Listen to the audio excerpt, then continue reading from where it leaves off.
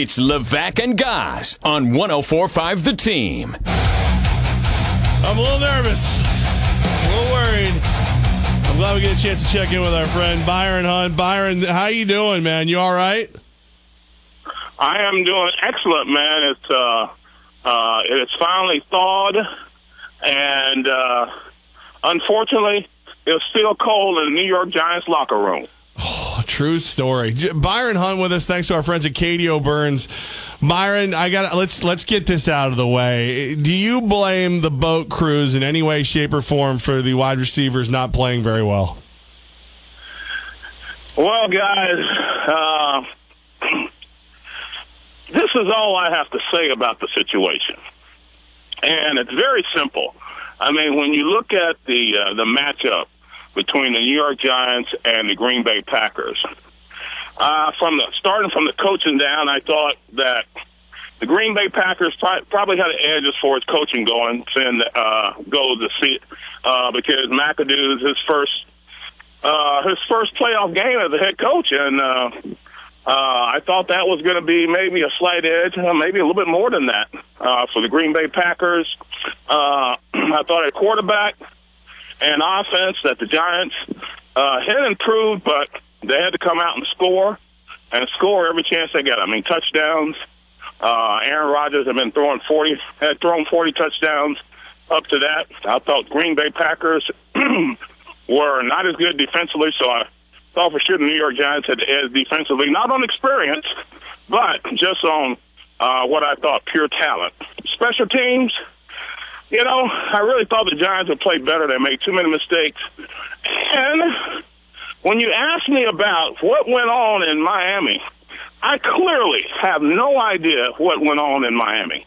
But one thing I can say to you is that the minute you take what went on down in Miami and you bring it out on the frozen tundra in Green Bay, then that to me is a problem.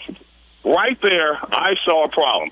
I am, quite honestly, very disturbed by the fact that those young wide receivers, Victor Cruz being one of them, which I really don't understand, how he got caught up in this situation, because when you look at the New York Giants team, you have Eli Manning, Victor Cruz, and Zach Diossi.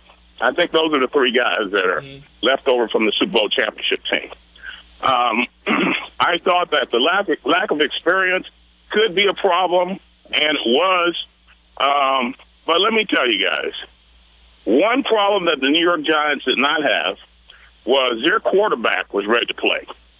Eli Manning was making Will Tye look like an all-pro. I was like, what the heck? Will Tye, if he had any speed, he could have scored. On the opportunity he had right down the middle of the field. He just doesn't have the speed. I mean, you give him a tight end, even me. Guys, even Byron Hunt could have caught that and scored. But we know Will Tye is not a 4-5 guy, but Eli Manning was on the JOB, guys. He was putting the ball where the ball needed to be. And when you ask me if the Miami situation had any effect, I would say going into the game, no. But after I saw from the New York Giants wide receivers, especially not Victor Cruz, but especially Odell Beckham Jr., I would say it got into their heads, because why the hell would you go out on the field 0 degrees and less with your shirt off? I mean, that is just downright disrespectful. I am appalled that the New York Giants organization had anything to do with that. And if they did, they should have shut it down from the very beginning. It should have never got out there on the field. And that's the problem that I see. A lot of stuff there from our guy, Byron Hunt. And Byron, you play defense. There's a play in the game at the end of the first half. Hail Mary, caught by Randall LeCompte, Aaron Rodgers. You've been in those defensive meetings. What is the rule they tell those set guys in the secondary when a Hail Mary could be on the way? Let me tell you, the first thing to do is don't allow those guys to get you all balled up in them. I mean, you got to have some room to play the football.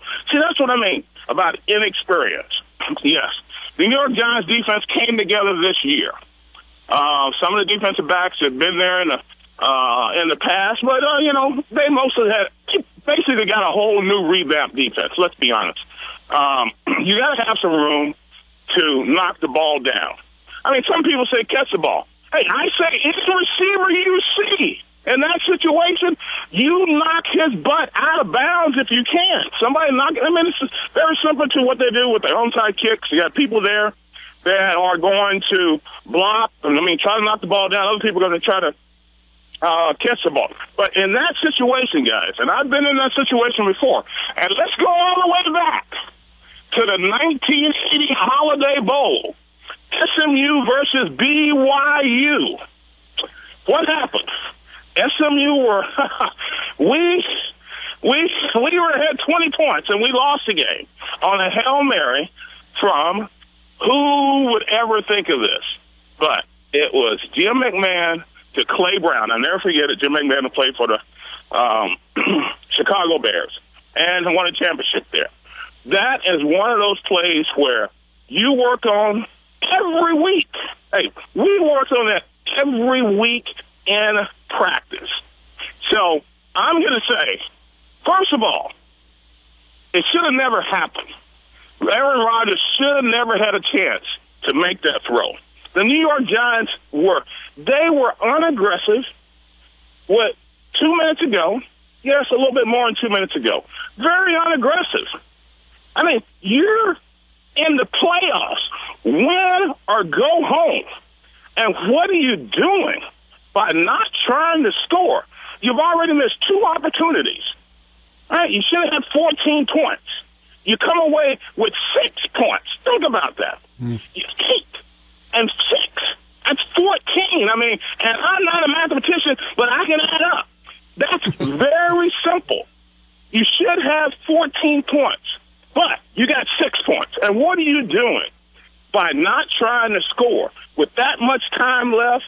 And Green Bay Packers, the Green Bay Packers are calling timeout on defense. So you know something's up. So I was disgusted with that whole situation. Yes, it should have never been caught, but we've seen it happen too many times with Aaron Rodgers and the Green Bay Packers. We saw it against the Detroit Lions. He did it last year. I mean, this is one of those issues. It should not happen. The Giants should never be in that situation. Mr. McAdoo, head coach McAdoo, it's win or go home. Okay, your quarterback is throwing dimes. He's ready to play. Yes, your wide receivers are dropping passes all over the place. But God dang it, will you go be aggressive and try to win a dadgum game? You had an opportunity, and they let it slip away by not playing aggressive. And that's what I was afraid of with the new head coach, young wide receivers, new defense just put together is, does anybody there know how to win a playoff game? Yes, a couple guys, but not enough. Byron Hunt with us right now, 104.5 The Team. Thanks to our friends at KDO Burns, perfect place to watch all the playoffs action. Byron, so we look at this team. You brought it up, rookie head coach Ben McAdoo. Is this season still a success? Well, guys, from a win-loss point of view, yes, it is a success. And I'm going to put an asterisk there, a very big one. Big one. Because Eli Manning, let's be honest, guys, he's moving on up in age. I think I'm not saying he's ready to retire, but how many more chances are you going to get with Eli Manning going into the playoffs, having a chance to move forward and get to the big game? And I mean, I know Eli Manning has taken a lot of abuse over the years. And yes, he had several turnovers, not several, but a lot of turnovers this year. But he was killing it. I'm telling you, man, he was putting that ball on the money. And when your quarterback is doing that, you got to take advantage of it, because we talked about this. Could the Giants raise their level offensively? Yes, we knew the defense was going to come out and play well, which they did. They had, special teams that made some mistakes in special teams. Yes, they They did a good job of keeping Aaron Rodgers in the pocket until that Hail Mary play. And, I don't want to overlook this, but Aaron Rodgers, you keep him in the pocket, okay, and that's not where he wants to be. You let him run around, and he will kill you. I mean, the one touchdown in the corner of the end zone, yes, it was a great throw, great catch. He had 10, I counted it, 10 seconds to throw the dadgum ball in the red-green zone, whatever you want to call it.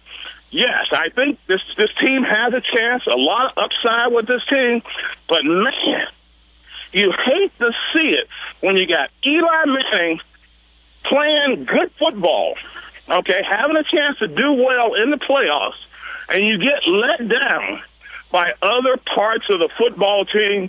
And I'm not going to, hey, the kickoff, the guy, I think it was Dakar, whatever his name is. Caught the ball. I mean, why he catches the ball, and the step, on the 2-yard line, 4-yard line, whatever, inside the 5, bad move. I mean, there's a lot of things that we could take away this game and says, man, if they had only done that.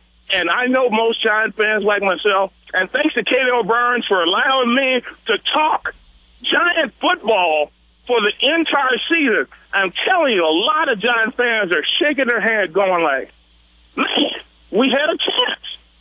And I guarantee you, the Giants had a chance to win that football game. They made too many mistakes. And what do you see? You saw Matthews. You saw Julius Peppers. Hey, when those guys started to smell blood in the water, they got after the quarterback. And after that, it was over. Byron stinks because as Giants fans, we wanted to see here. New York fans wanted to see the rematch, round 3, Giants versus Cowboys. Instead, it's going to be Cowboys versus Packers. Who do you like in that matchup? I know it might kill you to say it, but are now the Cowboys the favorite to win the NFC? Well, if the Green Bay Packers cannot stop the Cowboys' running game, it's going to be a long day for the Packers. That's really the key. Hey, because the Packers, you saw their running game. Yes, it got better late in the game, and late in the third quarter, fourth quarter, with the New York Giants when they got the lead. But the Dallas Cowboys are going to try to run the ball down the Green Bay Packers' throat because let me tell you, you do not want Aaron Rodgers having a chance to throw 4 touchdowns. He threw 4 or 5. I don't know how many. He threw enough touchdowns to win the dadgum game. You do not want Aaron Rodgers with the ball, with the chance to win the game late in the fourth quarter. And some people will say, late in the second quarter, because that's what he's been doing as well. So I'm going to give the edge to Green Bay Packers only because Aaron Rodgers has been so good.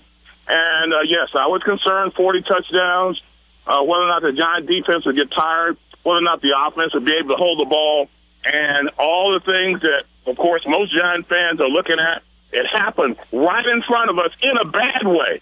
But how many Giant fans are going to be rooting for the Dallas Cowboys? Not a shot.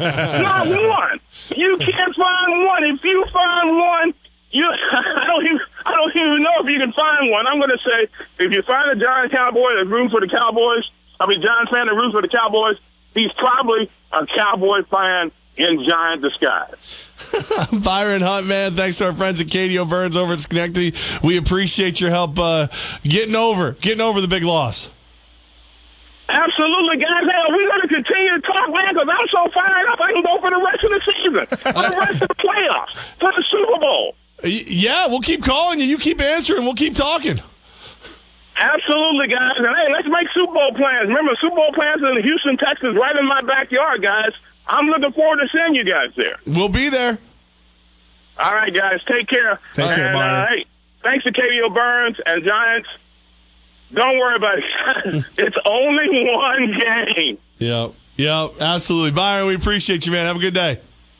All right. It's a joke. It's only one game. All right, guys. Take care. Bye.